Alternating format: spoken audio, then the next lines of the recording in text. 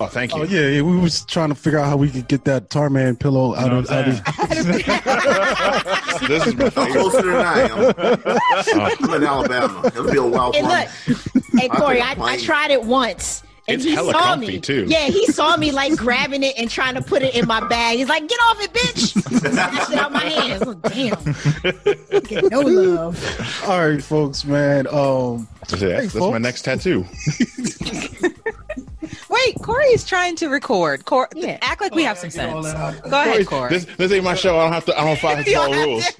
I don't follow rules, but I'm part of the show. This is gonna be As soon as you get started. All right. Damn it. Corey, get these people together. I keep the manager on shift. What's he going to do? Write us up? Right. I'm fire both of y'all. Hey, folks, man, this is Cory, and we're back with another From the Canopy podcast. And this is the Movie Massacre. It's a podcast about film by way of news, trailers, and reviews. To join as always with my co-host, we got Bobby Blockbuster. Yo, yo, yo. And we got Evil Corny. Hello. And we got even more people. We are also joined by the Concentrated Podcast, and we're going to be chopping it up with them today, man. So how you guys doing? Doing all right. Yeah, It's happy to be here. It's Tuesday. Yeah, we got Eric, we got Manera, and we got Maria. And I guess which I don't know which one of you guys is the spokesman. If you want to tell the people a little bit about something about what you guys do on your podcast. It's You know Eric, the right? map I'm fighting now. It's Maria. No, it's No, it's Eric. Eric. It's always Eric No, when no. you do this. I Eric's give got out. a lovely speaking voice. Go I ahead, give out Eric. the numbers at the end. No, you can also tell what we do, though. Go Oh ahead. my God, he's the fucking worst. Look, I am. we just talk nerd shit. Wait, can I say shit on your podcast? Do we curse here? Oh, okay, because I cuss a whole lot. But yeah, we just, as nerds of color blurs, we talk about everything: movies, games, anime, comics. We're normally, shows. television shows. We spend a lot of time dragging folks, though. So if you like to hear mofos get dragged, you should come check us out Yeah, and they drag each other too, which is one of my favorite parts. every week. Yeah, that's what's up. So, they agreed to come on. We've had Eric on before, but this is the first time I think all of us have been on together at the same Yeah, time. Corey, you're just trying to replace me. No, speak your truth, Corny. Speak it, Yeah. please. You're trying to get rid of me. Him and Never going to have our own Grey's Anatomy podcast. We I'm are. just saying. So get ready for that. Yeah. Y'all the only two black people in the world that watch Grey's Anatomy. That's not true. I wish know that it were was true. three. My sister watches it. Because Oh, to look, be honest, we have a built-in fan base. Don't do that, Eric. isn't that show what set off Shondaland? Chandra? It is. Yeah, so yeah. Oh, there's is it? a I lot didn't know of that. people- Yeah. Yeah, that's one of hers. That's one of shit. How long? I mean, Well, that would seasons? explain why all these people sound so damn messy, because I don't even watch the show. And hearing two people talk about it, I thought they were talking about some folks that live around the way. That shit was messy as hell. They're on like season 16, 17? 17. They're on some supernatural numbers. Yeah. And it's not slowing down anytime soon. Not slowing down. God willing. Still a hit, still big in the ratings. But I do have a little bit of news today. Both of these stories concern casting. So we'll probably get through these pretty quick. But Denai Guerrera, I probably fucked that all up. I know her as Michonne. She's Michonne, yeah. And Michonne or Okoye. Yeah. yeah. So she's been tapped to star in a Shirley Chisholm film, so that's kind of cool. Yeah, a biopic. Yeah, and I think she was Biopic. probably the first black woman to run for president, you know what I'm saying, in the United States. That's exciting. That's a good look. I think that's a really good casting, actually. Yeah. So that's pretty cool. So it's going to take a deeper look at her historical run as the first black candidate of a major political party to be nominated to run for president, and her time on the campaign trail. So I guess it's going to be a period piece too. So I'm looking forward to that. I definitely love her work, especially Okoye. Michonne is cool, but Okoye be getting them bars off. Like She's very versatile. Well, that's because as Okoye, she's not playing second fiddle to a white man. Nah, she's not. She definitely took her time. That interrogation scene, like you know what was crazy about that movie though? I still think Black Panther is so underrated, man. What's the guy's name that played the interrogator, the CIA dude, man? Oh, Martin Freeman. Yeah. Oh man, it's crazy. He's in everything in England. Yeah, even he was shining in this joint, man. You know what I'm saying? Like they could have just gave him the token white dude role, but they gave him. He was the Tolkien white dude. Man. He was the Hobbit. Him and Andy Serkis. So, are we doing this? Lord of the Rings. Are we doing this? Matter of fact, they were the Tolkien white guys. Tell us a joke, Bob. All right, so how'd they find out that Dracula caught the COVID? How? Because of his coffin. I'm leaving the podcast. I got stuff to do. Stop. That's all I gotta say. We're doing dad jokes? No one told me. I need you to cut in a rim shot. Yeah, we'll Right do that. there. Yes. We're gonna do More that like in crickets. post. And look at him. He's cracking up. He is so pleased with himself. I'm here good for one, it, though. Bobby. I'm here for it. Both of them are high. Don't play K-Ham. Hey. So this one, I'm surprised this is going down, but I'm kind of excited. So there's going to be also another biopic going to Netflix, and it's going to be about this icon. I mean, I think you guys should be familiar. You know, we're all film buffs, but it's going to be about Kitano Takeshi. And if you don't know the name, you know him as the teacher from Battle Royale. Yeah, he also goes by Beat Takeshi. Yeah, he's in a film, Sonatane. He did the film Brother. Oh, okay, that's how you say it. He did the film Brother with Omar Epps, which I didn't like that much, but he's always in these these Asian gangster joints. For real, I gotta watch it again. Maybe at the time it was out, because if you saw it in 1999 when it came out, you were like, "Why is Omar Epps in this movie? Why is everyone speaking Japanese? Right? Why is everybody chopping their fingers off?" He was also Zatoichi when they did the remake of Zatoichi. Yep. The wild thing about that movie, because you chop your finger off when you fuck up. That's kind of how you make amends, and everybody was fucking up in this movie. There's at least 3 or 4. It was like a proper Japanese mob movie, but set in America. Yeah. He was also Johnny Mnemonic. He was in Johnny Mnemonic. Oh, okay. Reeves. What did he play in Johnny Mnemonic? He was one of the Japanese mob bosses. Of course. He's got a pretty prominent role in It's that been movie. a while. Yeah. I was hoping you didn't say it was the dolphin. No. Only thing I remember in that film was a dolphin and Heron Rollins. And Dolph Lundgren was the angry state preacher. Yep. Oh shit! Well, It's been a damn. long time. The movie's wild.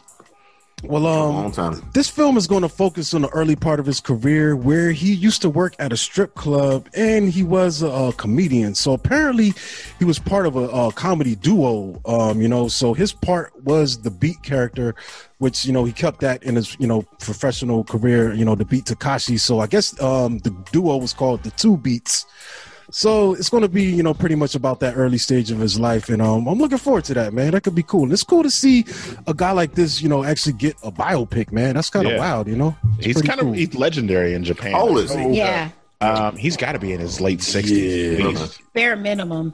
He's done comedy, and I know he suffered. He was in a motorcycle accident in his youth. So he's got nerve damage in his face, which is why his face is kind of always like that. That's why he can't really smile.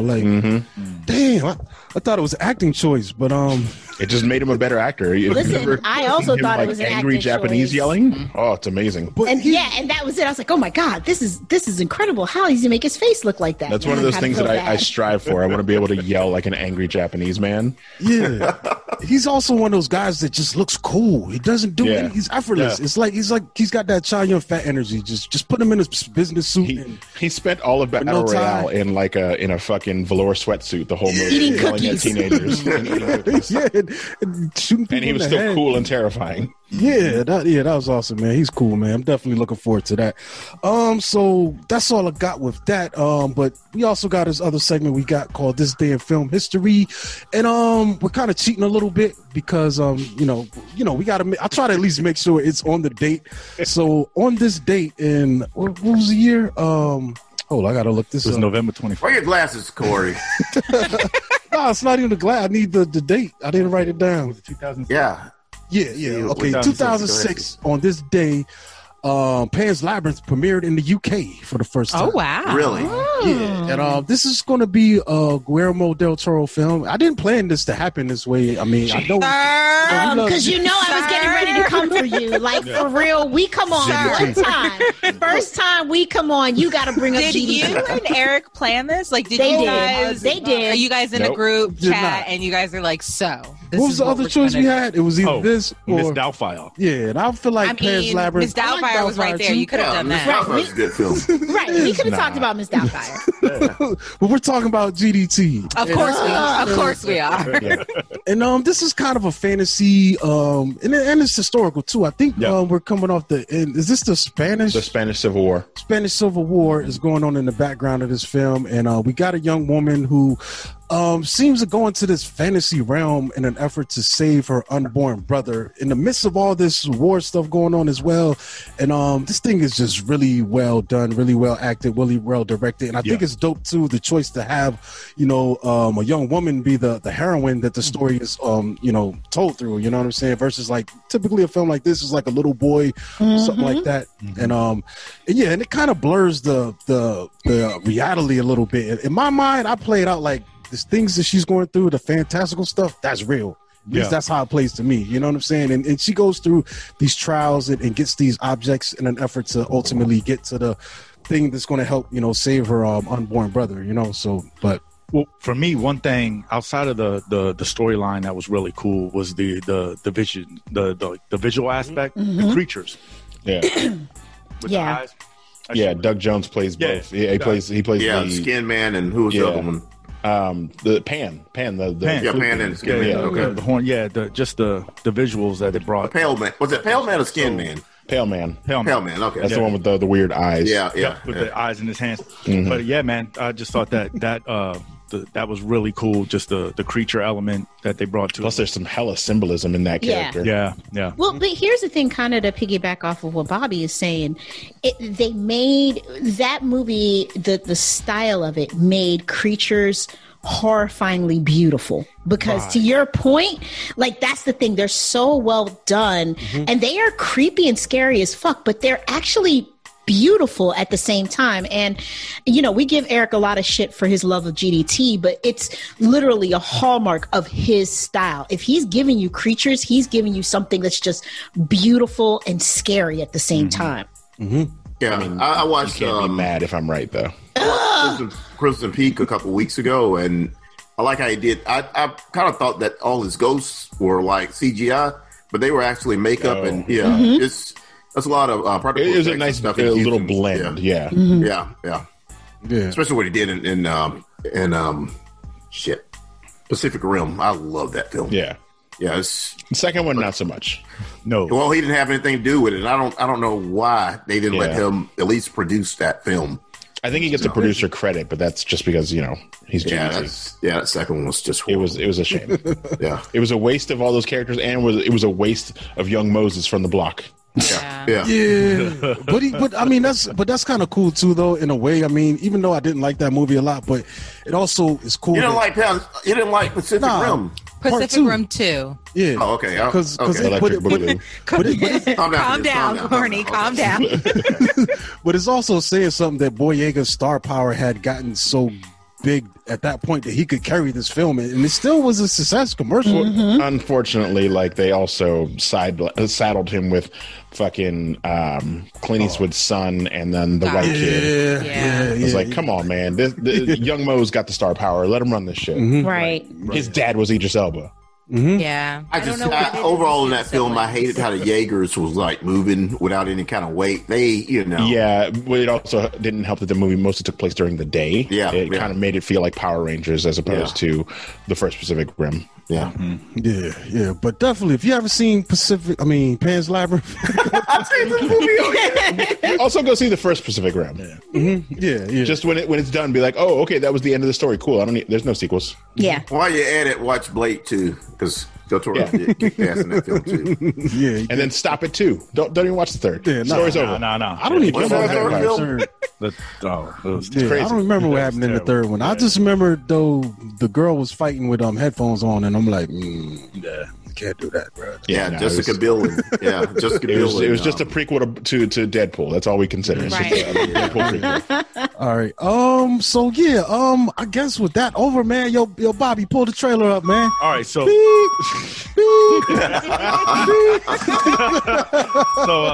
you gonna have to put in a rim shot for you too, because that was a hell of a bad joke. So first one we got is a film called Chaos Walking, which this one's going to drop for us on January 22nd, 2021. And first thing I noticed about it is star power in the cast. You got Tom Holland, you got Mads Mikkelsen, who a lot of people will remember from a film Valhalla Rising. He also played Hannibal in One Eye in Valhalla. Yeah, man, he was dope. Yeah. Daisy Ridley, and conceptually it's really dope because it's set in a world where something happens and there's no women apparently, and there's a lot of movies like that. I know. I'm like, what the fuck are they? What are they trying to do? Because let's. But that's not what makes this dope conceptually. What makes it dope conceptually for me is all of the living creatures at this point you can hear or see each other's thoughts, like you think out loud. Yeah, and like that. Yeah, it's like a legit thought bubble. Yeah, it's and they call it noise, but so like if I'm thinking some shit, like some little vibration, little colors and shit will start coming off my head. Yeah, and I haven't seen a movie conceptually like that. You know what I'm saying? Up until this point, where you know what I'm saying, like you pretty much have no filter. I gotta make one comment though. Mm-hmm. It says right before it shows a dark secret, it shows a black man. That's it? I'm just saying. I'm looking at the trailer, and it looks like my man from Nightingale. What's the David or Yellow? Yellow Wolf, yes, David O. Yellow Wolf. Yeah. he played Martin Luther King in Selma. Yeah, I believe it's the same guy. Mm-hmm. I want to say Oloye. Oh yeah. All right, my bad, Bob. No, it's all good. So pretty much anyone who's living, they can see and hear each other's thoughts through a stream of images and words, sounds, things like that. So the young man that's played by Tom Holland, he somehow comes across a young woman. They cross paths, so apparently all women are not dead. And from that point, he realizes that there are some other people trying to take her out, and he makes it his personal mission to save her. Like on a date? Yeah, that's exactly where he's trying to take her on a date. Right. He found the only woman and wants to take her out on a date. He's like, romancing. Yeah, man. There's a lot of shit you can do in the jungle. That's what they run into. So, but but the movie, it looks good, man. It looks like they put a lot of like oomph into it as far as money behind it, and like I said, conceptually and I think they had to put this out. I know it's been sitting in like on a shelf for like the last 2 years. They filmed this a long time ago. Really? Mm-hmm. Yeah. Mm-hmm. And apparently they tried to do some weird editing, and someone at one point called it unfilmable. So I guess they went in and got some better editors and put this together. Unfilmable. So was it like just the script, or was it based on like a work or something? I don't know. I think it's based on a novel. Yeah, but it's been sitting in like filmed and on the shelf for like 2.5 years now. Well, that's no surprise. And I mean, in the 2020, we've gotten a lot of films that have been unshelved because due to lack of theatrical release. A lot of them need to just be stayed on the shelf. I think this one is more so like we spent all this money on this shit. We got all these famous actors. We're gonna put this shit out. Gasoline on the shelf and just let this might do good on the the rental circuit. It might be all right. I got big vibes of that. What was that Chris Pratt movie where they were in the spaceship? Passengers? Yeah. Where like he wakes her up, but he's really like stalkerish, and he's like, "Oh man, Guardians of the Galaxy." I saw that movie, and I was like, "That was creepy as." He wakes her up, and it's a good thing they're both very attractive, or else this movie would be very like creepy. I do want to point out it does have Nick Jonas too in it. Yeah. Nick Jonas spit. So we know who's going to be singing the song at the end. Listen, he needs that money, all right? Him and that pretty wife of his starting their family. Are they? Because I ain't seeing a squawk nor a squawk out of that pretty wife of his. Okay. Are you saying this marriage might they just say be they for want to show? start a family, but that baby. Oh ain't come out yet. no, word on the That's all street call is those that business it's just relationships? it's a business business contract. You get what I'm saying? Oh no, she's his beard. They may or may not be both each other's beards. From that FBI show, right? Yes, Yeah. Priyanka Chopra. Damn. Oh, okay. Oh, okay. she's fine. Yeah. She is beautiful. She's very pretty. What was that fucking show? The FBI bullshit, dude. That show was so bad. Quantico. But I watched like a season and a half of that. Just Are you because her face was 65? I mean, Are you 65? it was one of them things I could put on, and I just looked up whenever her parts came on, and I would be doing like maybe. You want me to give you editing some or more doing CBS stuff. specials? That was actually ABC. That was ABC. That was ABC. As Corny and I know. Hey, look, And- well, listen, we know you two are old asses. They saw the trailer in between episodes of Grey's Anatomy. We did actually. Yeah. But she was gorgeous, and it was just one of them. No, things yeah, just no, she's put a on very the lovely woman. background, and I was like, all right, but dang, yeah. She got in trouble for colorism with her people, but she is a very, very yeah, lovely I heard woman. about that. Well, what else you got, All right, Bob? so on to the next one. On a more serious note, this film looks really fucking cool. And very serious though. It's called One Night in Miami, and it's actually an Amazon original, and it's the directorial debut for Regina King. Yeah, So I heard about that's this. Yeah. super dope. I remember reading about it. And yeah, man. So pretty much it takes place on the night of February 25th, 1964 in Miami. And it's Cassius Clay joins with Jim Brown, Sam Cooke, and Malcolm X as they discuss the responsibility of being a successful black man during the civil rights movement. So that's what it gives us in the synopsis. So I don't know what's going to transpire on this specific night, but I think it's probably based on some kind of actual events. It seems like it's based on true events with some very prolific names, not just of that time, but still currently today. You know what I'm saying? You can bring any of those names, any of these individuals, you know, are household names. So like I said, I'm all in. It's gonna have limited theatrical release on Christmas actually of this year, December 25th, 2020, but then will be available for streaming January 15th, 2021. Yeah, I think it's Amazon Prime Video. Amazon exclusive for streaming. Okay. Yep. I do have a little bit of insight about this night because I remember watching the Who Killed Malcolm X thing on Netflix that came out recently, and they was actually talking about, you know, a little bit of the exchange between him and Muhammad Ali during this night, and I think there was a problem because what was it? Malcolm X was trying to kind of get Muhammad Ali on his side, but that night Muhammad Ali actually decided to go with Elijah Muhammad. You know, which if you know anything about that conflict, there was that friction between, you know, the main Nation of Islam, and then Malcolm X was looked at as an outsider by them, and that kind of crushed, you know, Malcolm X's spirit, and he was killed, you know, not too long after this. You know what I'm saying? So that's kind of crazy, you know, to see them, you know, addressing this night. Not for nothing, I think on this particular night, it was before Muhammad Ali converted to you know, they still had before he changed his listed name as Cassius Clay. Okay. So yeah, so yeah, that might be a key point in this film. So yeah, I'm definitely tuned in for that one. And last one is. I feel like anything that Regina King touches is gold right now. Like she has not made a bad move in a minute. So I can't see this coming out and not being excellent. Yeah, absolutely. Yeah, absolutely. And the last one I don't know. Temptation's a motherfucker. Like I couldn't not bring this up just because of the times that we're in. But it's a song.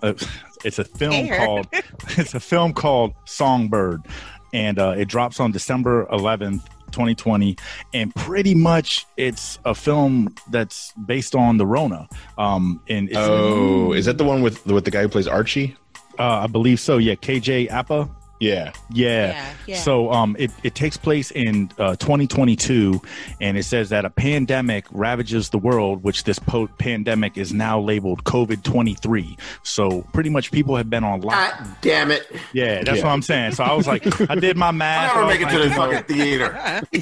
Some bitch. That's so. I want to see that damn Black Widow at some fucking point, and damn the Doom remake. Right.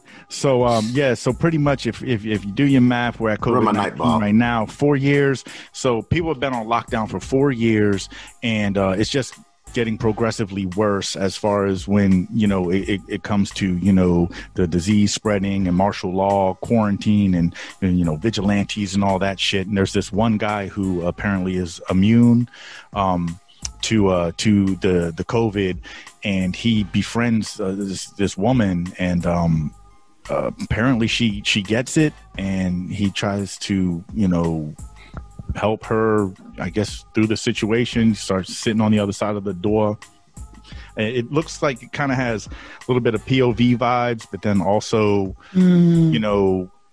it's going to be shot like a regular film as well. So I guess it just depends on who is giving us the info as it's coming. But I mean, I haven't seen no other films based on the Rona up until this they're point. out there. I'm sure they are. Coronavirus zombies. Oh man, I tried to watch that. I didn't watch it, but that shit was whack. I made man. I want this thing to be over. I want to watch movies about coronavirus. It's terrible. The only reason why I watch it is because it's under Full Moon Entertainment, and I just remember. But we've been in this corona shit so long that movies are actually fucking. They I understand the situation. It's crazy. They had that shit done in like 3 weeks. It only took them 4 years for us to get under martial law and whatnot. That seems. Yeah, I know. It's also got Peter Stormare from Bad Boys 2 and Constantine and a bunch of other things. Yeah, Craig Robinson's in it as well. Yeah. Mm-hmm. Well, I know Stormare plays like the head of like the CDC, and he's like tracking down and committing summary executions on infected people. Yeah, and from what I got from the trailer as well is apparently as the COVID evolved, it starts to affect the brain tissue or something. So yeah, it's really tripped out. But I don't know. I mean, like I feel like a film like this is gonna. Bob, I feel like you're just ruining my night. I won't. Is it a romantic? That's what I do. Is it romantic or is it like a Archie's action? trying to get to this girl. That kind of look like says it's a romantic drama bit. comedy. So it had all three listed. So there ain't shit funny about COVID. No. So I don't know how they're gonna work that piece out. I don't know. And is he keeping the fact that he's immune a secret, or is that common knowledge? No, yeah. In the thing, I think certain people are naturally immune, so he wears like a bracelet or something. Like a bracelet, yeah, because that means he can come and go as he pleases. He's like there are some people out in the world. Okay. Yeah, he's like an Uber driver. He's an Uber driver because he's immune, and other people are. Okay. Yeah, so there's now right at the beginning of the trailer, like he's riding up on his bike, and they were about to shoot him, like the army people and shit, and he was like, "Nah, I'm immune." So yeah, and he's talking to her on like FaceTime the whole time, and she's like, "Someday we'll meet." Yeah, and he's like, well, you know." So over under, he's gonna have to kill her. That, or he's gonna like give her a transfusion. There's a possibility. Yeah. So yeah, just because of the times we're living in, I was like, I feel like why not? You had to throw it in on us. Yeah. Like right now, I think this is produced by Michael Bay too. What COVID did? It is produced by Michael Bay. Okay. That explains so much already. Everyone's going to be lit under that, something's gonna sunset light. Yeah. Yeah, I didn't see any explosions in the trailer, so I mean, so they're hiding that, Corey. They might have a rocket launcher or whatever the fuck it bicycle. is going to make people explode. I feel like he typically leads with that. Surely you're not understanding this, Corey. There's gonna be like a chase scene somewhere with a bunch of. It's going to really happen. People going to be exploding. I won't be able to go to fucking movies. Yeah. Cordy is still very quite upset. He keeps bringing it back to that same thing. All right. I had decent popcorn in the whole year. You know that? You mean popcorn done by kids? Yeah. You haven't had that kind of popcorn? It's not good when it's properly cooked. I don't know if I can't get the salt content right or what, but because you care too much. Just pretend like you don't care and you're talking to your friends to the side. Then you can get it done. And also, it has to be stale because them kids are giving you stale ass popcorn. Well, that and they don't actually put salt in the popcorn. It comes from a little solution that you put in while the popcorn is cooking. When you pour in the kernels, you have to push it. And it's like a buttery solution that pops it. That's where the salt comes from. Yeah, I used to work in a movie theater in high school. Okay, I need details. You got that, I need details, Eric. It's nothing y'all want to know, though. Trust me. If you get the butter out of the machine, it comes in like basically a big ass, like a tin, like motor oil. It's so disgusting. That's the roommate. Eric. Yes. I watch a lot of horror films. That's why I was like, I know I just seen some. Yeah. What the fuck's going on? Are you all right? Was that supposed to happen? Should we cut? I was about to dip. Yeah, it comes in a big jug like motor oil, and you pour it in, and it's solid when it goes in. It's fucking disgusting. And it heats up, and that's what creates the butter. Like it makes a good batch of popcorn, though. Oh, it does. It's delicious. Oh, it's delicious, but it's disgusting. It's like that thing you don't want to know how the sausage is made. Yeah, that's wild. So M&Ms aren't even the same. I just bought some M&Ms today, and they were great. The fucking I was about to say, were they peanut? What are you getting? The milk chocolate ones? We're gonna have to send Corey like a movie theater care package. Yeah. Aw, he sounds so sad. Red steak. Send him like a little Pico projector. But Cornelius has a really robust theater system where he lives at. You can still buy popcorn from the movie theater, can't you? You said that. No, it's a place downtown Birmingham. But it's but don't you got an air fryer? I can't air fry popcorn. You got air fryer?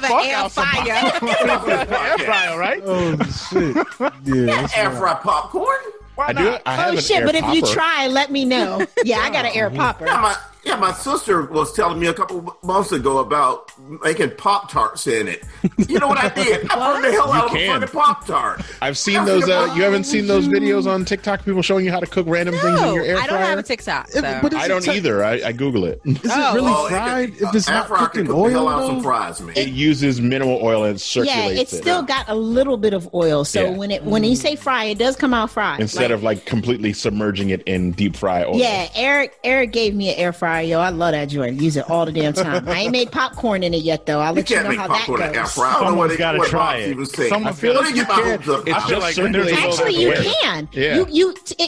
The science behind it, I know this is way off topic, but the science behind it, you could actually make popcorn in an air fryer because you're going to put a little bit of oil. You just need to set it on a low time because it cycles the air faster than like an air popper. Do it and film it and make Cornelius look like a dick. No. Yo, I just started on. I'll just be writing all the details down. Just like you told me. Just like you told me about the like that movie popcorn oil you used. Wait till I get better with this. I need to get details. Get better with what, Corey? Wait till I get better with this editing, y'all. I got After Effects now and watch, yo. I'm about to. Yo, what are you using? But yeah, well, let's get to our next segment. And it's review time. You know, this is like one of what my movie you watching in your house today, Corey? I watched a film called Sputnik. So we asked everyone on today to I'm talking about on your TV behind something with Elizabeth Moss. Yes, I see her too. I thought it was the Invisible Man, but it's not. Probably Handmaid's Tale because definitely really because it's Hulu because you know how Hulu has, if you watch something no matter what they'll just keip playing shit. Do you watch the Hulu? Apparently, is I was catching up. I watched the first season, so I think I was a little bit through season 2. So they are dead set on getting me to watch an American Housewife. Everything that I watch, if I don't stop it before it autoplays, it's like American Housewife episode 1. It's like, no, I don't want to watch this fucking show. Yeah, just trying to watch Bob's Burgers. Fuck you. Yeah, I feel like they try to feed you certain programs. Yeah. That and Superstore.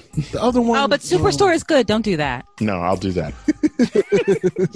Yikes. America Ferrara will only get me so far. She's not even on there anymore. Well, now I really don't want to watch it. All right. Sorry, Corey. Go on. If you let us do this, we'll do this all day. You want us on here. You better ring us in. All right, here we go. So my first film actually was a Hulu film. It's not a Hulu film, but it was on Hulu. So I watched this horror sci-fi film called Sputnik today, and it was actually pretty good. Like it's about this astronaut. Actually, hold on. Let me read the notes because I'm gonna fuck this shit up. I know it's a Russian film. Yeah, it's a Russian film. It ended up getting distributed by Hulu. Yeah, it's a Russian film, and it's also there's no dub, so it's subtitled, so you got to read it. You got to work for it. Yeah, but it's not. Yeah, it's read not, your Luddite. It's worth the work though. So. In 1983, during the last hot period of the Cold War, 2 Russian cosmonauts engaged in an orbital research mission experienced something inexplicable while returning to Earth. They see something moving inside their ship. The spacecraft malfunctions on re-entry, and only one of the cosmonauts, Konstantin, survives, but it's clear that something is wrong with them. So this thing reminds me of Alien a little bit. What's a cosmonaut? It's basically what they call Russian astronaut. I'm fucking with you.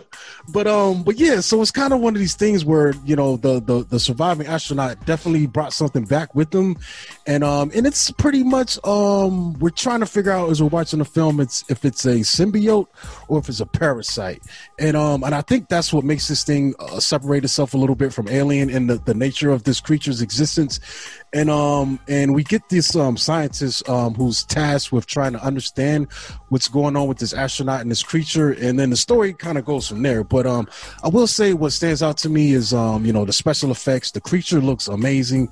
There's a little bit of CG and a little bit of practical effects thrown in there, but it's really just well done. You know what I'm saying? In general, I mean, the acting, it's pretty solid. But there's the thing too with the Russian culture. I think that dynamic you got to understand. Like they're a little. You saying Russians can't act?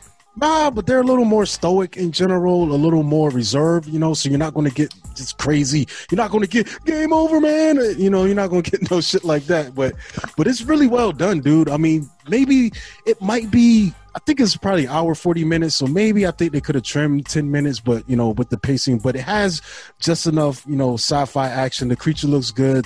There's some good gore, as well as some good fake movie science, that has you, trying to contemplate. Well, it's a Russian film, and I know they have different censorship over there, so they can't put out anything that makes the Russian government look bad, so they have to science it up. They can't also put out anything that it was real details. Some of these stupid experiments probably did happen because governments do that to people, but they can't make the government look bad. Yeah, and I'll tell you one thing about it. I saw it a couple of months ago, and it is violent. That creature is something else. That creature is dope, man. And plus, I wish I could see a Russian Bill Paxton saying "Game over, man." Yeah, that would have been cool. But like I say, man, they're usually more reserved than us, and as well as you're dealing with the bureaucracy of it, because it kind of touches on that Alien thing where they're trying to understand it and figuring out a use for it. Whether it's more about that than really protecting the public. You know what I'm saying? Yeah. So, yeah. Oh, there was no interest in protecting the public. That was never the plan, right? Yeah. 83. So yeah, you get a little bit of the period, piece too, with them, showing how things looked at that era. Because I think it starts off with a news announcement with the Russian government and Castro, and they're chumming it up. But yeah, I recommend it. You know what I'm saying? If you got some time to kill, check it out. It's on Hulu now too. So yeah. So who's next? Who's the next victim? Bobby, I just want to know, can you blink twice if you are okay in Corey's house? We never did get confirmation that whoever walked through. It was just a specter that walked through. Right? That was the roommate, I guess, leaving and going to do some errands or whatever. So normally I got the place out here to myself, but today I guess they decided to move. I was about to say of all but normally we're doing this shit later too, though. So much times I've been over here. Bob has never met the roommate. Met her, never seen her. That's why when I saw that, just a ghostly apparition walked by the back of the camera. What the fuck is going on? You didn't hear the noise in the background before? I got earbuds on, dog. I don't know about you guys, but I saw Host, and I know That's what I'm conjure saying. shit over Zoom. And I took my glasses off, so I'm kind of, I'm not a little fuzzy. all the way. Neither one of y'all can see shit right now. Put your glasses on. I'm winging it right now. That's why I saw that. I knew I seen Nobody's something. Shit. Fucking jump off the balcony. I'll do the next film. I watched the film Possessor Uncut. Came out in 2000. When By Brandon. Are you okay? 2020. We missed There we go. 2000. It stopped. You were came out in. Yeah. you It came out in froze 20. It came out this year in 2020. Okay. It's directed by Brandon Cornberg, who's the son of what's his father? David Cronenberg. David Cronenberg. It's about Nobody of real note is actually in this film. Go ahead, Scott. What's the name from? John Bean is in it. Jennifer Jason Lee's in it. Nobody of real note, and now he's telling all these people what? I don't know. Oh my god! Corey, another. There's somebody else. I'm so sorry. I'm sorry, Corny. I'm so sorry, Corey. It's like The Strangers. I'm so sorry. Somebody else in Corey's house? I'm so sorry. Did you miss the whole conversation, Corny? No. They just walked back, and it threw me, and so I screamed, "Oh my god, Corey!" Like he was in a scary movie. I am so sorry, Cornelius. Please, that's okay. continue. You have, oh my god! you have Andrea. You have Andrea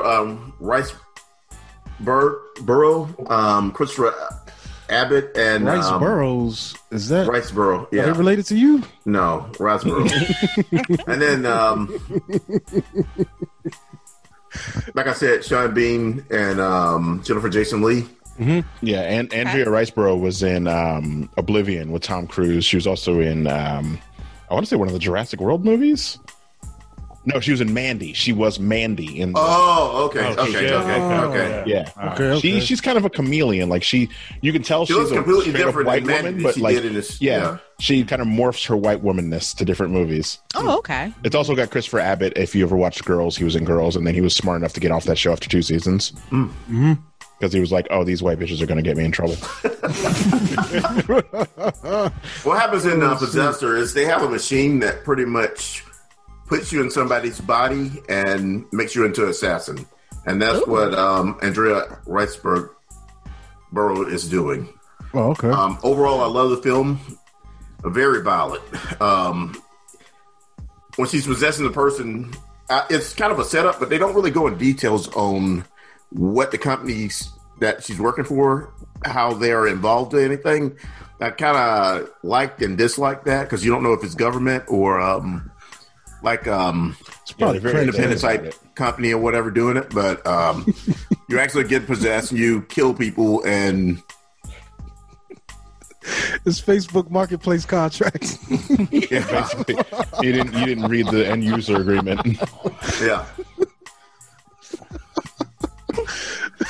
Well, but overall, this is my first time seeing Cory Burke's son, Brandon, directing a film. How'd he do?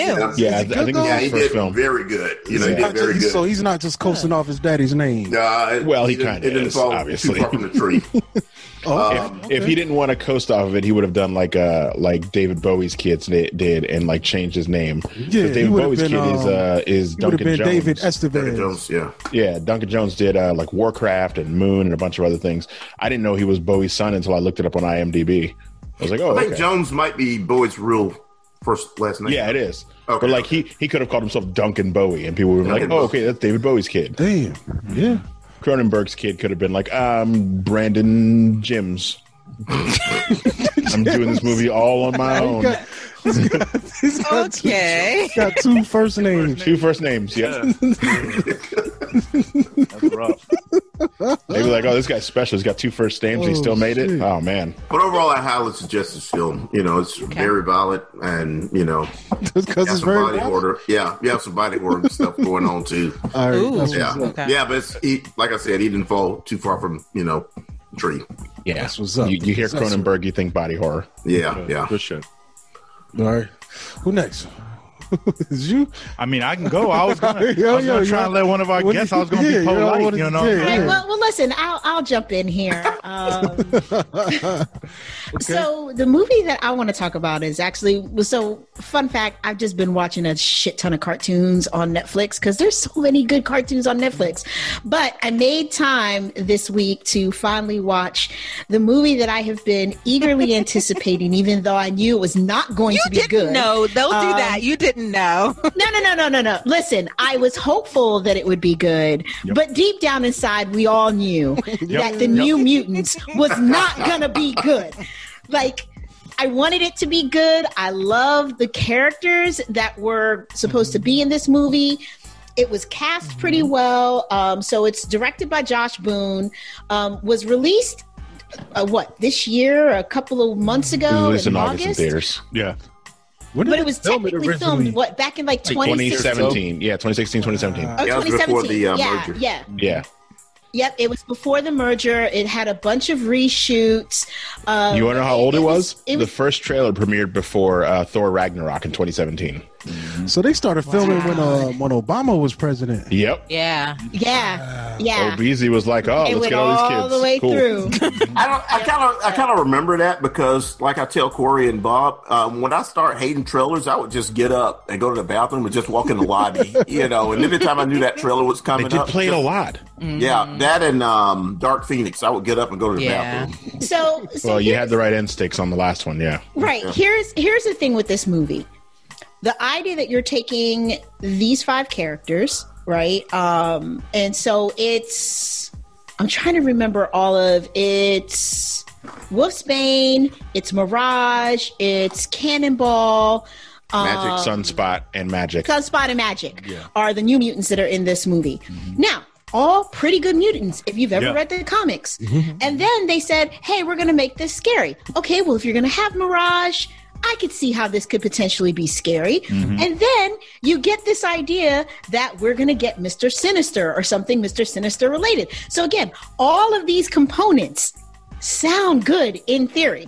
And then you start looking at the casting. Well, you've got Maisie Williams coming off of Game of Thrones. Everybody loved Arya Stark. Okay, I like where this is going. This could work. And then you see what they put out. And well, it doesn't work. It is, as an avid horror fan, the scariest thing about this movie was the intro. Yeah. That's it. And it's not even scary. It's just like, oh, something bad just happened on this reservation. Yeah. That's all you really get. But it's not scary at all. So they lost there. Yeah. And then, like, I didn't like the creature design on those things that were running around later trying to get everybody. See, the smiling men. See, I didn't mind the smiling men. I actually thought the bear looked like shit. I like the bear. That was probably I didn't think the bear looked good. I like the bear. I didn't think either one of them looked good. Yeah. They were very unoriginal designs. Yeah. Now that I think about it, that's like the bear or the smoke monster from Lost. From Lost, with a bear in it. Exactly. Like, it wasn't well done.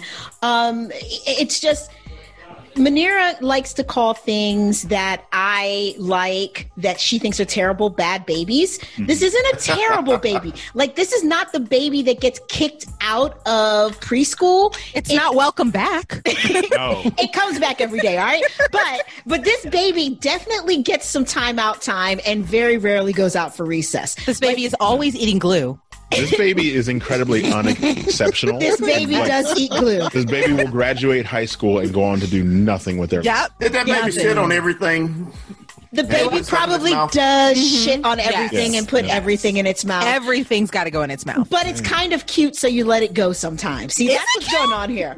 It's a lot fucking cuter than Dark Phoenix. Nothing is worse than that abomination. That cuteness is way. I refuse to watch both of them. It just was so. It had just happened. That's what it was. You would think after all these years, like they would definitely have got this thing to be the best version of itself that they possibly. Right. Yeah. And with all That's been films up since the beginning. Sorry. Yeah. They said they were doing reshoots. Why was Magica's accent coming and going? Right. But hold on. Accent was coming and going. Hers, everyone Maisie that had was an Scottish accent. 1 minute and then a New Yorker the next. Yeah. I don't know what was going on there. Cannonball's Kentucky accent was all over the place. Yeah. And that fucking... They never get Southern accents, right? The I'm just dialogue telling was you terrible. And how the fuck was everybody, like, you're going through these young transformations, but everybody just seemed, like, obliviously emotionless. Like, no one fucking had a compass. Like, what separates y'all outside of... Seem hollow. Listen. Yeah. Also, Magic was being really racist with, like, the Native American slander. She was pretty racist. If I eat a really good meal from Chipotle and sit on the toilet for about 45 minutes, I could write a better script for that movie than what they put together. What do you get from Chipotle? Just a bowl. Just a bowl.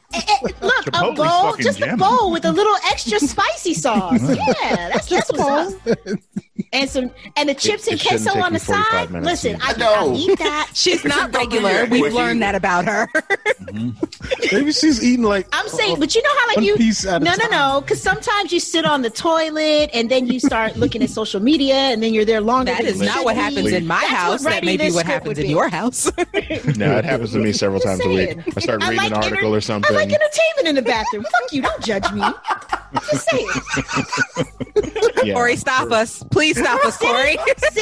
Sitting in the bathroom without entertainment is for losers. You feel like you're on punishment if you forget your phone. Yeah, this is actually the stuff that people come for. Like damn the reviews and the articles, they want to hear this. Yeah, I mean, honestly, like it's the type of movie, like to wrap it up, you can put it on in the background while you're folding laundry or cooking dinner and you're not really paying attention and it's all right. Yep. You might fall asleep. You're going to burn your dinner. Or do yourself a favor, put it on when you want to vacuum. So that way you don't. Yes. You can look up every now and again and go, oh, that bitch turned into a wolf. A little bit. Here and there. Yeah, no. I tell you what I did a couple of years ago. Back when X-Men Apocalypse came out, I refused to watch that in the theater. And one of my coworkers said to me, "Hey, Cornelius, that movie isn't that bad. You need to watch it." And that person right now, is he fired? I wasn't in a position to fire him at the time. The whole thing is, I don't care what he says. I cannot get any advice from him. Right. He ruined it. He's going to try to save my life. Yeah. He can have the antidote for coronavirus. And I'm not going to take it from him. And you still ain't trusting him. I don't because he said Apocalypse was good. Yeah, Apocalypse was good for like 5 minutes. No, stop it. Stop that shit. I definitely liked the intro. That was great when they dropped him down into the thing, and then after that, it was just like it never. If we were talking Dark Phoenix, though, I refuse to watch Dark Phoenix because Dark Phoenix. Oof! I made the mistake of listening to Eric, who's like, "Oh, you can't rag on something if you don't see it. We got to go see it." True though. Yeah. And then we went and saw it, and I wanted to punch him. I don't ever listen to Eric. Like, I'm just saying. I'm blessed by Feige. Or a Fantastic Four film. I've seen plenty of shitty movies, and I can call them shitty movies because I sat through them. Yep. Listen, when Sophie Turner died, I bust out laughing in the middle of the theater. My husband was like, "But you do not know how to act," and I didn't care because it was. You were like, "No, she doesn't." Or how about I kind of felt bad that Mystique died though in that because when she died, I was like, character. "Oh man, her check must have cleared." Bye.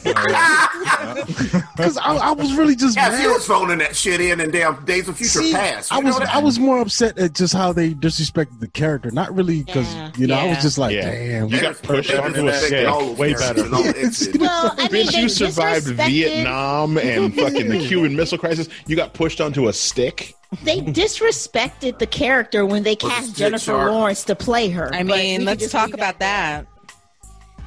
Oh, it got real quiet. You know how I knew it was over when she stopped putting on the makeup? And she just was like, "Nah, y'all gonna see me. This is what you get." They disrespected the character when they made her Xavier's best friend as a childhood best friend. And she got a raise and then didn't want to put the makeup back on. Like I was like, Rebecca Romaine Stamos is somewhere like, "Nah, bitch, that's not how we do." Well, they created a bodysuit for her instead of having to paint her whole body. Paint her whole body? Yeah, she was in uniform, wasn't she? In the first movie they did the body paint. In the second movie, when she's not wearing the uniform, they did like this new bodysuit so that all you had to do was her face and hands. Are you talking about Romaine or no, Jennifer Lawrence. Oh yeah, but she still got lazy with it. Like Rebecca Romaine had like 4 lines across 3 movies. And you cutting out less requirements. She was painted every time. Yep. Yeah, and so they painted her up the whole time for her to stand there and look pretty in the corner to have all of 5 lines across 3 films. Yeah, God, Bryan Singer could not direct a damn action sequence. I think Famke Jensen got more time in X-Men 2 as being imitated by Mystique than basically. Mystique got. Yeah, that was fucking crazy, man. Yeah. So who's next? New Mutants is just bad. They spent all this time telling us how scary it was, and then if you don't know, you realize it's directed by the same guy who did The Fault in Our Stars. Who has no background in horror. Also, if you're wondering, he's also writing The Stand. Films either. Oh wait, no, what? Yeah, he's writing The Stand. Yeah. The CBS? All right, well, there that goes. I was about to say, throw that one in the garbage. Right. He directed something that came out this year that I didn't like. Was it New Mutants? 'Cause that's the one. Something else. All right, I'll go really fast. Okay, what do you got? I watched. Take your time. No. I'll go because I don't think anybody else wants to watch it, and the only other person I think would be Eric, but that's only because Eric watches everything. You don't know my life. Okay, Maria. It was the Broken Hearts Gallery. I want to see this. I do mean to watch that. Yeah. Yeah, What's it about? It is about a girl who is in her 20s. She is living her life with her friends, and she's kind of in a that stage in your life where you're in between, and she's in a relationship. The relationship breaks up because the guy is a fuckboy, and it breaks up horribly. But she's been keeping little keepsakes, so she's kind of a hoarder. And her friends are kindly telling her, you need to get out of this. You need to get rid of her stuff. And she's like, no, like all of these things mean something to me. So when she gets broken up with, she is a little belligerent, a little, brokenhearted, crying. She gets in a Uber and she is telling the Uber driver basically her whole life story. Come to find out, it is not an Uber driver. It's just a random guy whose car she got into because, of course. It is like it's written by Mindy Kaling, but it's not. So her and the guy who basically takes her to her house because she is very, very sad. Like she's snobbering. It's just bad news. He takes her to his house and they keep, meeting each other, as it were. And so he takes her to his YMCA that he is turning into a hotel. And she says, yes, he's trying to turn this YMCA into a hotel. And she is holding something in her hand and she tells him, this is something that means a lot to me. I think, what is it? It's like a corkscrew. Looks like or a wild something. age difference, yo. How old is she supposed to be in? No, I think they're the same age. She's just got that porn stash. Like, yeah, it's the dude who he was the evil older brother on Stranger Things. He was also the Red Ranger in the new Power Rangers movie. Yeah, it's the porn stash makes him look older and porny, and he's very Australian. Porn stashes do make you look porny. Yeah, no, and it does. Like it's not like all the way down like a Fu Manchu or like he doesn't have the beard situation. It's just bad news. Anyways, so she puts up. I don't think you're allowed to call it a Fu Manchu anymore. I believe it's culturally insensitive. Oh, I'm sorry. I didn't know. Is that a handlebar or? I believe. Yeah, I think handlebar is the appropriate term nowadays. I do not want to offend anybody. I apologize. Too late. I apologize. Manera hates Asian people. That is not true, and you know it. Moving right along. I apologize to anyone that I've offended. I'm so sorry. And so she puts it up, and she basically says, well, this will be good for anybody else that wants to. Do you think that, this is something that we can do? And he's like, brushes her off. He's like, no, don't do that. And so the next day he calls her back in and says, hey, somebody else left something. I guess this is a thing. So basically what they're doing is having a memorial for people to come and bring like the little trinket that you have when you've broken up with somebody and you don't want to let it go. So you put it up there and you tell the story. That's so sweet. It's adorable. I prefer to just burn that shit. If you enjoyed it, it's from the same writer director as a bunch of episodes of Gossip Girl and I'm Grey's Anatomy. Destroying that shit. Is it really? Yeah, and Red Band Society. So she's into what's her name, Natalie Krinsky. Yeah. So the sappy stuff. I mean, that is the sappy cute, stuff. though. This is her first directorial. It'll wash right over you. It'll make you feel a certain way. Do I think that the lead girl and the lead boy have chemistry? No. Her and her best friends, they are chef's kiss. I can watch them do anything. I didn't really need the relationship part of it, but I mean, I guess we need it because she's great. By the way, I've seen her. She is lovely. She was in Blockers with John Cena, but also if you didn't watch Miracle Workers with Daniel Radcliffe, where they play like angels, it's hilarious. Yeah. No, she's really good. It was a really good story. There was something else that she was in recently that I thought was really good too. Familiar, but I don't She's know. been in a bunch of stuff recently. Yeah, she has. Blockers. Did you see Blockers? Yeah, Blockers is hilarious. Really I gotta watch She's that just gotten soon. a little bit older. Mm-hmm. But yeah, no, it was really good. So if you need something that'll just wash over you and leave you in a good mood, then watch. When I saw the trailer, I got those vibes, like when you see those romantic comedies where everyone's it's supposed to be like younger than 25, but they all have apparently 6-figure paying jobs and they all go to jobs all day. That's the vibe that I got from it. Yep. No, they all 3 of the girls live new together. Girl shit. Yeah. No, all 3 of the girls live together.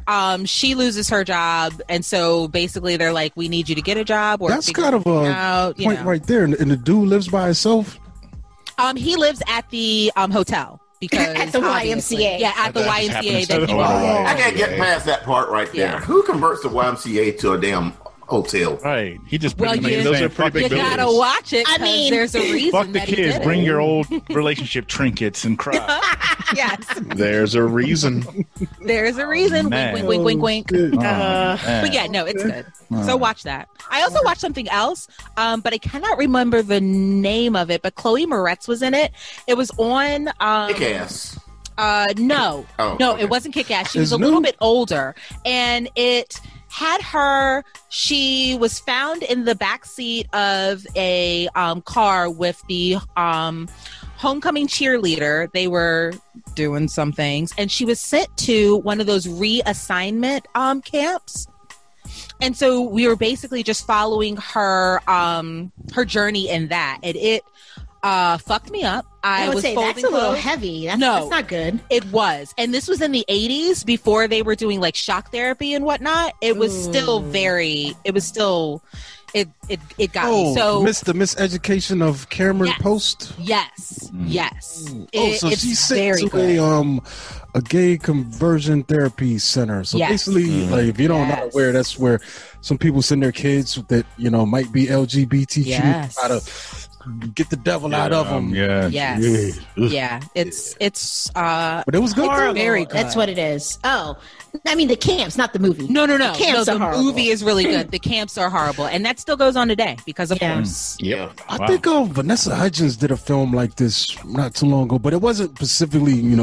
It was just in general. It was like a one of those just a boot camp, a church kind of. You know what I'm saying? Where they send bad kids, and it was just brutal. I'm like, it's crazy. People send their kids away to these type of places and shit. And they probably just come out even worse than like, love your kids, kind of messes people up. As long as they don't kill nobody, shit. Like, love your kids. Yes, love your kids. All right. Well, I'm gonna shift gears a little bit.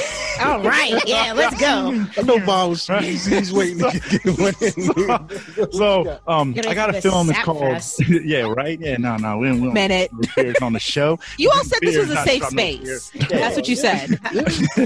But all right. So my film is called Fatman, and it actually it came out theaters November 13th and just dropped streaming today, and it's pretty much a version of the Santa Claus story, but just with like a lot of realistic. It is wild, right? Is that Mel Gibson? Mel Gibson, so I was going to say Mel Gibson is playing Santa Claus, and Walter Goggins is playing a hitman for hire, and so pretty much. So the synopsis says, in an effort to save his declining business, Kris Kringle, also known as Santa Claus, is forced into a partnership with the U.S. military. What? Yeah. So I am going to watch this right after Thanksgiving dinner. To make matters worse, Santa Claus gets locked into a deadly battle of wits against a highly skilled assassin who was hired by an overprivileged little douchebag 12-year-old that pretty much hires him after he receives a lump of coal in his stocking for Christmas.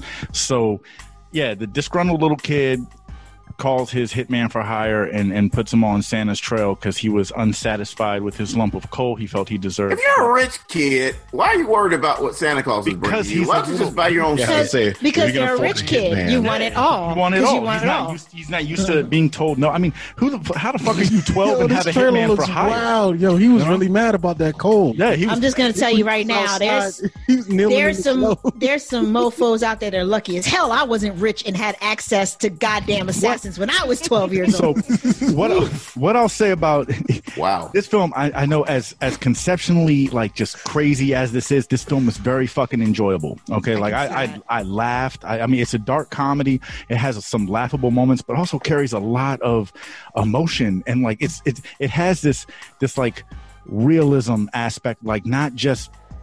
Is this good Goggins or is this? It's good Goggins. Or is this Tomb Raider Goggins? Oh no! It's good. It's good Goggins. He's giving you 110. Oh, Goggins. There is no bad Goggins. He's from down here. He's giving you 110. And then the thing is like Mel Gibson does a really good job as the Santa Claus role in this. Like, I mean, the fact that like outside of the story of, you know, Santa Claus as a whole that we all know, like it really feels like this dude could be fucking around somewhere, like he could be your next door neighbor's neighbor kind of guy. I mean, he's just another struggling dude, failing business, trying to get by, and has to Santa Claus. Yeah, has to get his hand. Dude, they started having contracts. It's like Bizarro World Santa Claus. It's tripped out. I mean, he's struggling.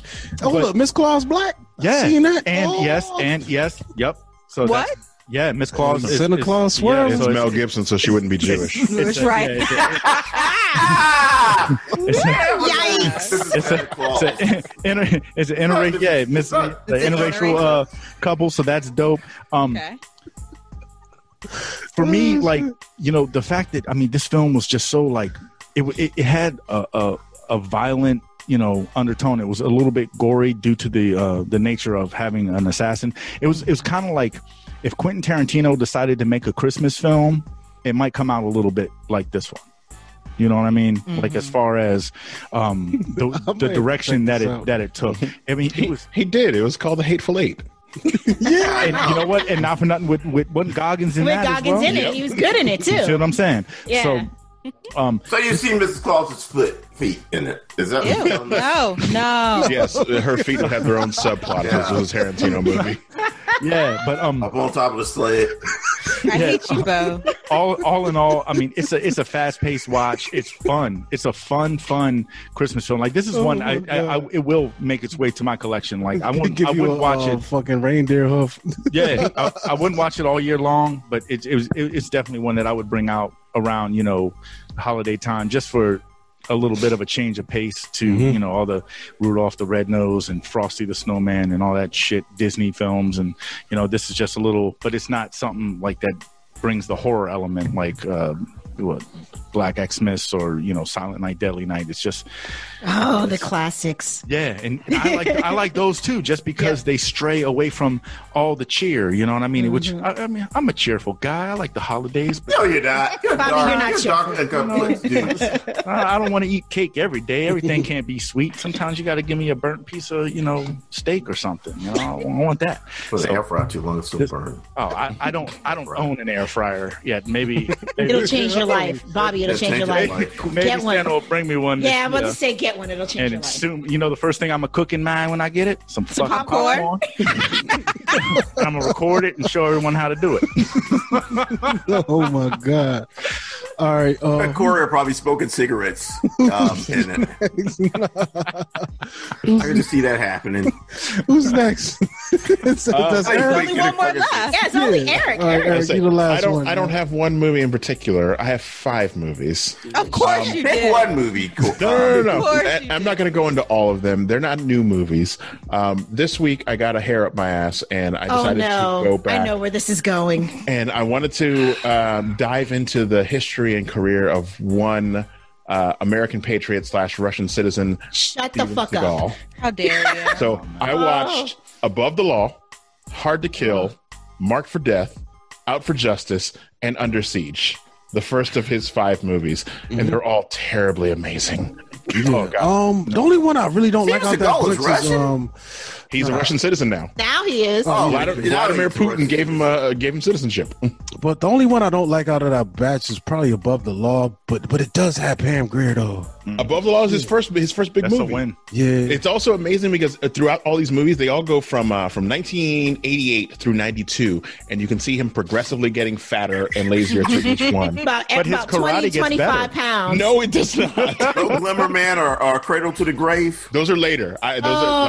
These are the ones that are considered the good Steven Seagal movies. Wait. Out for Justice, isn't that the one with the Native Americans? No, that's on Deadly Ground. That's Deadly Ground. Out for Justice is like the Jamaican Out for Justice one, right? might that's be the Mark for best Death. one. No, that's Mark for Death. That's the best one. Hard to Kill is up there, but honestly, that's the one where they think they kill him and he goes into a coma for several years.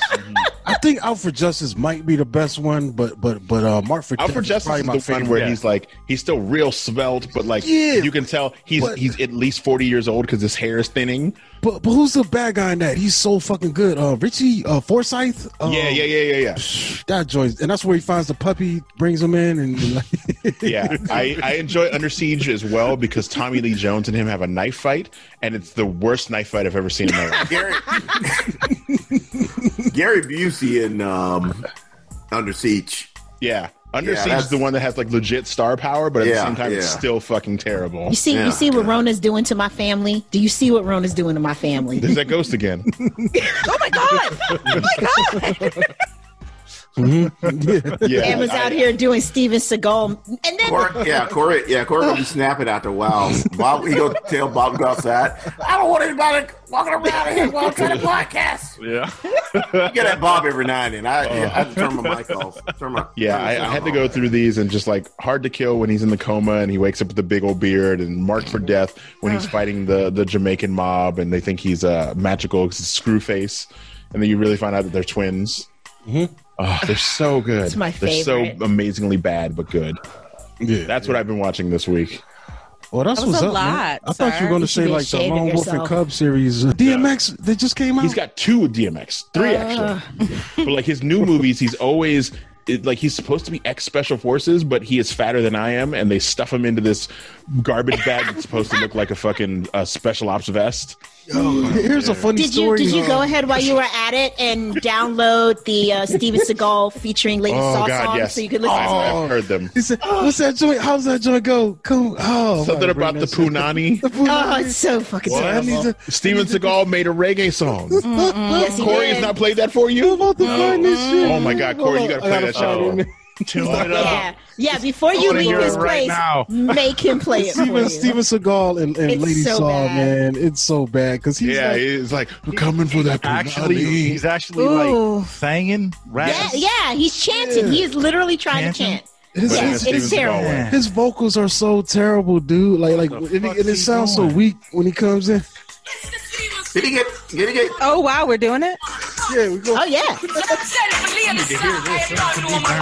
Yeah. Listen to this. Is that why he had to move to Russia? Apparently, it's cheaper to make movies over there. There you go. Not to mention, like somebody pointed out to me the other day that after, like around like the Glimmerman time, Steven Seagal now talks like an old black man. In every movie, he's like, "Hey, brother, we're trying to get some of that booty. We gotta get up on this hill. When we gonna get there? When we gonna take down these suckers?" I can't stand anything that's happening right now. Manera, that's your shit. Come on, go. It's not. Great thing about Steven Seagal. You go ahead and vocal to that shit. They're trying to kill off Bob. It's so bad. He said, "Girl, I really wanna freak you tonight." Oh, someone needs to roundhouse him in the face. Right? The crazy thing I've ever seen Steven Seagal do was when he was like a cop in like New Orleans. Man. Oh, the TV show. Yeah. I did love that TV show. That show was so good. It's amazing now when you see some of his newer movies where they speed ramp his action. So like he only does like 2 action scenes per movie, and then he has like a younger Mark and everything else, and they make it a plot point. And then he goes to throw a guy, and you can tell it's been sped up really badly. He does like 1 take. He doesn't take off his sunglasses in anything anymore, and he just sits there. We made in the last 5 years. Nah, I don't want to do that. No, I'm good. I'm almost that'll be an hour and a half of my life I cannot get back. Corey's done enough by playing that song. I got one story. One story I got though. I think what was the first DMX movie? Was that Exit Wounds or some shit? Exit Wounds, I think, was the first one after Romeo Must Die. But okay, so yeah, Steven Seagal wasn't in Romeo Must Die, and I think Steven Seagal, Michael Jai White. No, he was not. Yeah, that's what he was saying. Well, whatever the first movie that DMX and Seagal did together, DMX said on the first day on the set, Seagal was flirting with his wife, and even DMX was like, "Yo, from that point, I just knew this guy was a dick." But he came back and did more movies with him. Yeah, I mean the money Because is. he need that paycheck. Hey, Eric, Need money. Exactly. Eric, do the voice. Steve Seagal voice hitting over. Hey, DMX's girl, wife. I know you're DMX's girl, but you come here, I'll lay it down on you, girl. He said, "I want the Bunati tonight." No. You ever know a man to do Aikido? Let me Aikido that ass, girl. I hate you. I hate you so much. Oh shit! I don't know what to do with that. We done, ain't we? Man. Are we done? Are we? Oh, You might want to wrap it up on that. Yeah. yeah. On that We need to note, combine forces at least once a month. hey, Every that- other month or something. This was fun. This was a lot of Yeah, fun, most guys. yeah. On that note, I think that's a wrap. You know what I'm saying? Yeah, tell the folks where they can find you guys at, because I think more people should know about you guys. I can't be the only one, man. This is like, you're in my top 3 podcasts. Like, I think it's Black Guy Who Tips. It's Concentrated Podcast, and right now I'm obsessed with Scam Goddess, featuring Lacey. I don't know her last name, but she's awesome. She's one of my favorite hosts. She's hilarious without even trying. But yeah, tell the people how they can find you guys. Yeah, Eric. That's you, Eric. All right, bitch, calm down.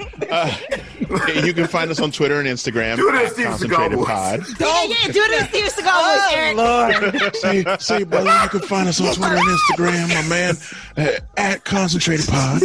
You can find us on Facebook. Just search Concentrated Broad, brother. We're there. I tell you, brother, we're there. You can leave us a voicemail, 301-531-4393. You know, I know you got the mobile telephone, brother. We all hip these days. And we got a YouTube channel that's pretty good. It's popping. As the kids say. Oh my God. And if you want to email us on the electronic mail, I know it's concentratedpodcast@gmail.com, brother. Hit us up. Oh my fucking God. I can't stand you. I think Corny's dead. Corny had to get his inhaler. See, they ain't never gonna invite us back now, Eric. You done killed one of their co-hosts. Are you okay, Corny? Yeah. Yes. Please, twice for yes. I can't believe I'm laughing so hard about this. That's right, brother. Let's go do some Aikido. Oh my God. This is how Eric takes my spot in Movie Massacre. I have to do every episode the Steven Seagal Like voice. a weasel I from got real Roger tears, Rabbit. man. Oh my God. All right. And this is Cory. You can catch me at Monkey Blood on Twitter, Instagram. Follow the podcast at From Canopy on Twitter, at From the Canopy on Instagram. You can email us from thecanopypod@gmail.com and check everything out we do at FromTheCanopy.com. There's Bobby Blockbuster, the Twitterless Wonder. We don't get you on social media. We don't do social media on my Don't mess with that social media, brother. We gonna have you with That's the devil thing. we gonna have you on Lisa damn MySpace page. You gotta be sending them shit in smoke signals. Yeah, that's it. You gotta shoot a flare gun. You know what I'm saying? You want to find Bobby, you gotta catch him. So you gotta catch him. But I run fast. Well, I used to, anyways. But I'll be here next Wednesday. Do the show. You know what I'm saying? It's always fun. Oh. What's up, man? Say what's up to the people. I think it's your turn, Cornelius. I'm Cornelius Bros. You can find me on Facebook, Cornelius Bros, on Twitter at Cornelius1976, on TikTok at Cornelius1976, and on Instagram, Cornelius Bros. All right. Yeah, that's what's up, Corny, folks. you got a TikTok?